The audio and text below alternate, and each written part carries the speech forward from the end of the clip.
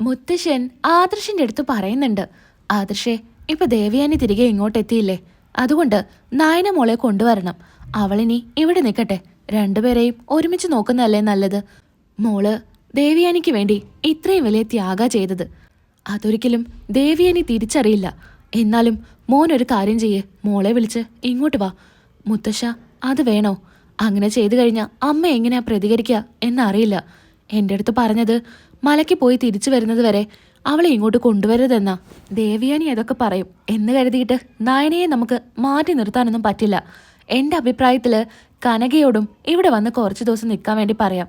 അവർ രണ്ടുപേരും ഇങ്ങോട്ട് വരട്ടെ. മുത്തശ്ശൻ്റെ തീരുമാനം അങ്ങനെയാണെങ്കിൽ എന്നാ അങ്ങനെ തന്നെ നടക്കട്ടെ. ഞാനെന്തായാലും നയനയെ ഒന്ന് പോയി കാണട്ടെ. അച്ഛനോടും അമ്മയോടും കാര്യങ്ങളൊക്കെ പറയാം. അവരെന്താ പറയുന്നതെന്നുകൂടെ നമ്മൾ നോക്കണ്ടേ. ആ എന്നാ മോൻ ചെല്ല്, നയന മോളെ കണ്ട് കാര്യങ്ങൾ സംസാരിക്കേ. അവള് പറയുന്ന എന്താ നോക്ക് എന്നും പറഞ്ഞ് ആദർശ് നേരെ നയനയുടെ അടുത്തോട്ട് ചെല്ലുന്നുണ്ട്. നയനയ്ക്കിപ്പോ വേറെ പ്രശ്നങ്ങളൊന്നുമില്ല. അതുകൊണ്ട് തന്നെ നയന എണീറ്റ് നടക്കാനൊക്കെ തുടങ്ങുമായിരിക്കും. ഈ സമയത്ത് ആദർശ് അങ്ങോട്ട് കയറി ചെല്ലുന്നുണ്ട്. ആഹാ, ഇപ്പൊ തനിയൊക്കെ നടക്കാൻ തുടങ്ങിയോ? എനിക്കിപ്പോ കുഴപ്പമൊന്നുമില്ല ആദർശേട്ടാ, ഞാൻ പഴയതിലും നല്ലപോലെ ഓക്കെ ആയി. എത്രയെന്ന് കരുതിയിട്ടാ ഇങ്ങനെ കിടക്കുക. കിടന്ന് ആകെ ബോറടിച്ചു. അല്ല ആദർശേട്ടൻ എന്താ പെട്ടെന്ന് ഇങ്ങോട്ട്? ഇന്ന് രാവിലെയല്ലേ ഇവിടുന്ന് അങ്ങോട്ട് പോയത്? ഞാനൊരു കാര്യം പറയാൻ വേണ്ടി വന്നതാ. നമുക്ക് എന്തായാലും ഇനി അനന്തപുരിയിലോട്ട് പോവാം. നീ ഇപ്പോൾ ഓക്കെ ആയില്ലേ? അപ്പോൾ ഇനി അവിടെ നിൽക്കാം. എന്താ ആദർശേട്ടാ പറയുന്നേ? അമ്മയില്ല അവിടെ. അമ്മ എന്താ ആദർശന്റെ അടുത്ത് പറഞ്ഞിരിക്കുന്നേ? മലയ്ക്ക് പോയി തിരികെ വരുന്നത് വരെ ഞാൻ അങ്ങോട്ട് വരരുതെന്നാ. അതുകൊണ്ട് ഞാനിപ്പോൾ തന്നെ അങ്ങോട്ട് വന്നാ അമ്മ എങ്ങനെയാ പ്രതികരിക്കുക? അമ്മ എന്ത് വേണേ പറഞ്ഞോട്ടെ, ഇത് മുത്തശ്ശൻ പറഞ്ഞതാ. അതുകൊണ്ട് നീ അങ്ങോട്ട് വരണം. എൻ്റെ ഏറ്റവും വലിയ ആഗ്രഹ ഇരുമുടി കെട്ടുന്ന സമയത്ത് എൻ്റെ കൂടെ നീയും വേണമെന്ന്. അമ്മ പറഞ്ഞത് കരുതിയിട്ടാ ഞാൻ നിന്നെ അങ്ങോട്ട് വിളിക്കാഞ്ഞത്. എന്നാ മുത്തശ്ശനിപ്പം നിർബന്ധം പറയാ നിന്നെ കൂട്ടി അങ്ങോട്ട് വരാനായിട്ട്.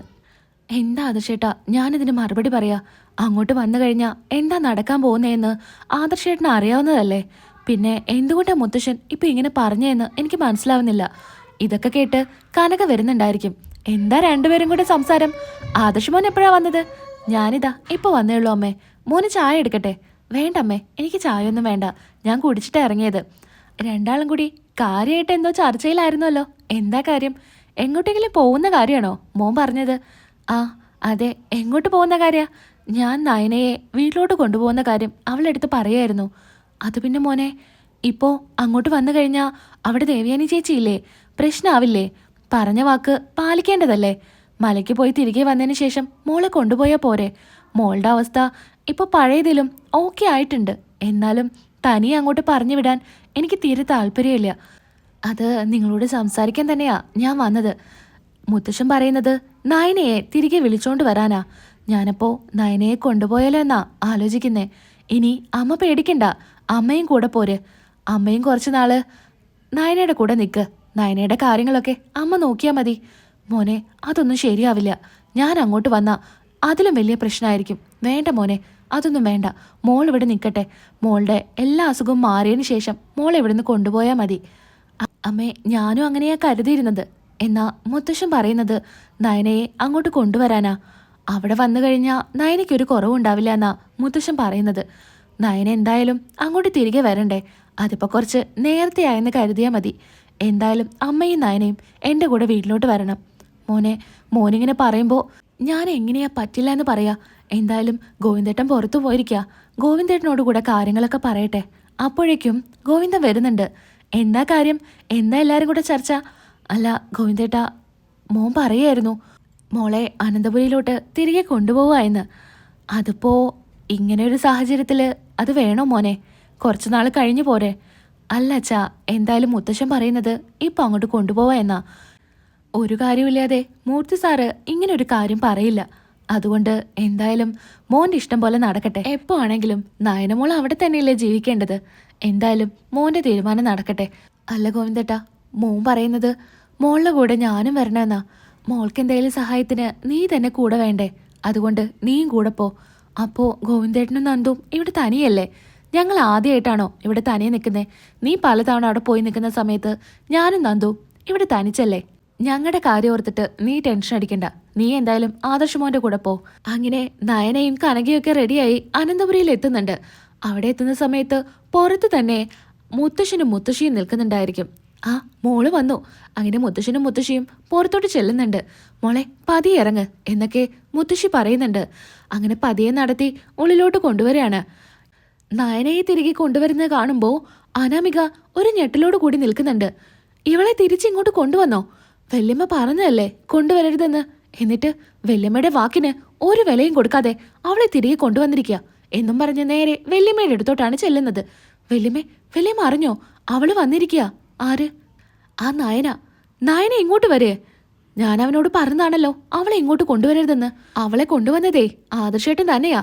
അപ്പോ വല്യമ്മയുടെ വാക്കിന് ഒരു വിലയും തരുന്നില്ലല്ലോ ആദർശേട്ടൻ. പിന്നെ അവള് തനിയല്ല, അവളുടെ അമ്മയുണ്ടല്ലോ, ആ കനക. അവര് കൂടെയുണ്ട്. രണ്ടുപേരും കൂടിയാ വരുന്നേ. എന്നാലും വല്യമ്മയുടെ വാക്കിന് ഒരു തരത്തിലും വില കൊടുക്കാതെയല്ലേ ആദർശേട്ടൻ എങ്ങനെ ചെയ്തേ? അവളെ കൂട്ടി ഇത്ര ധൈര്യത്തില് വല്യമ്മയുടെ മുൻപിൽ വന്ന് നിൽക്കുന്നുണ്ടല്ലോ. എന്തായാലും ആദർശേട്ടൻ ആകെ മാറിപ്പോയി. എല്ലാം അവള് കാരണ. അവള് പറഞ്ഞ ആദർശേട്ടനെ മാറ്റിയതാ. ഇത് കേട്ട് ദേവയാനി ആകെ ദേഷ്യത്തിലായിരിക്കും. അങ്ങനെ മുത്തശ്ശനും മുത്തശ്ശിയും ചോദിക്കുന്നുണ്ട്, മോൾക്കിപ്പോ കുഴപ്പമൊന്നുമില്ലല്ലോ? ഇല്ല മുത്തശ്ശ, എനിക്കൊരു കുഴപ്പമില്ല. ഞാൻ പഴയ പോലെ ഓക്കെ ആയി. എന്നാലും വലിയൊരു ഓപ്പറേഷനല്ലേ കഴിഞ്ഞത്. അതുകൊണ്ട് കുറച്ചൊക്കെ റെസ്റ്റ് വേണമെന്ന് അമ്മയും ആദർശേട്ടനും പറയായിരുന്നു. ഇവിടെ വന്നെന്ന് കരുതിയിട്ട് മോൾ ഇനി ജോലിയൊന്നും ചെയ്യണ്ട. മോള് മാത്രമല്ലല്ലോ, ഇവിടെ വേറെ ആൾക്കാരുണ്ടല്ലോ, അവര് ചെയ്തോളും. മോൾ ഒരു ജോലിയും ചെയ്യണ്ട. മോളങ്ങനെ ഒതുങ്ങിയിരുന്ന് ശീലിച്ചിട്ടില്ല എന്നൊക്കെ അറിയാം. എന്നാലും കുറച്ച് നാളത്തേക്ക് മോൾ ഒന്നും ചെയ്യണ്ട. ഇവിടെ വെറുതെ ഇരുന്നാ മതി. പിന്നെ കനകെ കുഴപ്പമൊന്നുമില്ലല്ലോ. ഗോവിന്ദനപ്പോൾ അവിടെ ഒറ്റയ്ക്കായിരിക്കും അല്ലേ? ആ, ഗോവിന്ദേട്ടനോട് ഒറ്റയ്ക്കാ. പിന്നെ നന്ദു ഉണ്ടല്ലോ. രണ്ടുപേരും കൂടെ അവിടെ നിന്നോളാന്നാ പറഞ്ഞത്. നന്ദുവിനെയും ഗോവിന്ദനെയും ഇങ്ങോട്ട് കൊണ്ടുവന്നാൽ മതിയായിരുന്നു. അതൊന്നും വേണ്ട മൂർത്തി സാറേ, അവരവിടെ നിന്നോളും. അവർക്ക് തനിയെ നിന്ന് ശീലമുള്ളതാ. അതുകൊണ്ട് കുഴപ്പമില്ല. അത് ചേട്ടാ, എനിക്ക് അമ്മയൊന്ന് കാണണമായിരുന്നു. മോളിപ്പോ അമ്മയുടെ മുൻപിലോട്ട് പോയിട്ടുണ്ടെങ്കിൽ എങ്ങനെയാ പ്രതികരിക്കുക എന്നറിയില്ല. എന്നാലും അമ്മയെ എനിക്കൊന്ന് കാണണം. ഹോസ്പിറ്റലാവുമ്പോൾ പലതവണ ഞാൻ പറഞ്ഞതാ അമ്മയൊന്ന് കാണണമെന്ന്. അപ്പോഴൊന്നും കാണാൻ പറ്റിയില്ലല്ലോ. എനിക്ക് ഒരു തവണ അമ്മയെ കണ്ടാൽ മതി എന്ന് ആദർശിൻ്റെ അടുത്ത് പറയുന്നുണ്ട്. അങ്ങോട്ട് പോയി കഴിഞ്ഞാൽ അമ്മ എങ്ങനെയാ പ്രതികരിക്കുക എന്നറിയില്ല. എന്നാലും നിന്റെ ആഗ്രഹമല്ലേ, വാ അമ്മയെ കാണാം എന്നും പറഞ്ഞ് നയനയെ ആദർശ് ദേവയാനിയുടെ റൂമിലോട്ട് കൊണ്ടുപോവാണ്. അങ്ങനെ അമ്മയെന്ന് നയനെ വിളിക്കുകയാണ്. ദേവയാനിയാണെങ്കിൽ ദേഷ്യത്തോടു കൂടി നയനയെ നോക്കുന്നുണ്ട്. നീ എന്തിനാടി എന്റെ റൂമിലോട്ട് കയറി വന്നത്? ആദർശേ, മര്യാദയ്ക്ക് ഇവളെ കൊണ്ടുപോ. നീ എന്റെ വാക്കിന് ഒരു വിലയും തരാത്ത കാരണല്ലേ ഇവളെ വിളിച്ചോണ്ട് വന്നത്. എന്തായാലും എന്റെ മകൻ ഒരുപാട് മാറി. ഈ അമ്മയേക്കാ എത്രയോ പ്രിയപ്പെട്ടതായി അല്ലേ നിന്റെ ഭാര്യയെ കണ്ടില്ലെങ്കിൽ നിനക്ക് ഉറക്കം വരില്ലല്ലോ. അമ്മ എന്താ പറയുന്നേ? അമ്മയ്ക്കിപ്പോ കുഴപ്പമൊന്നുമില്ലല്ലോ. എന്റെ സുഖവിവരൊന്നും നീ അന്വേഷിക്കണ്ട. നിന്നെ എനിക്ക് കാണും വേണ്ട. എന്റെ കൺമുന്നിൽ നിന്ന് നീ ഇപ്പൊ തന്നെ പോക്കോ. നിന്നെ കണ്ടാലേ എന്റെ രോഗം മൂർച്ഛിക്കും. അതിനു മുൻപേ നീ ഈ റൂമിൽ നിന്ന് ഇറങ്ങിപ്പോ. ആദർശേ, ഇവളെ കൊണ്ടുപോകുന്നുണ്ടോ എന്നും പറഞ്ഞ് ദേവയാനി ദേഷ്യപ്പെടുകയാണ്. അമ്മ എന്തിനെങ്ങനെ ദേഷ്യപ്പെടുന്നേ? ഞാൻ അമ്മയെ കാണാനായിട്ട് വന്നതല്ലേ. നീ എന്നെ കാണണ്ട, ഇറങ്ങിപ്പൊടി എന്നും പറഞ്ഞ് നയനയെ ഇറക്കി വിടാണ്. നയനയാണെങ്കിൽ കരഞ്ഞുകൊണ്ട് അവിടെ നിന്ന് പോകുന്നുണ്ട്.